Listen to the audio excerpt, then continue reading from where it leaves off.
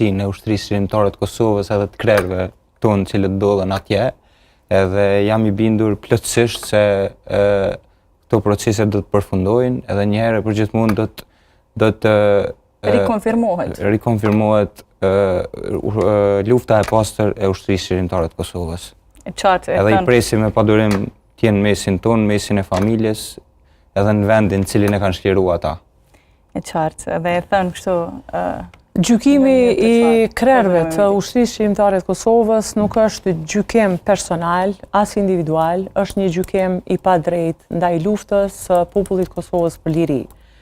Por, pavarësisht këtij gjykimi, pavarësisht tentativave që kanë qenë her pas here për ta njollosur këtë luftë të shejtë edhe të pastër, të gjithë ne, besoj secili shqiptar është i bindur se ushtria shërimtare e Kosovës është mburoja jonë e përjetshme.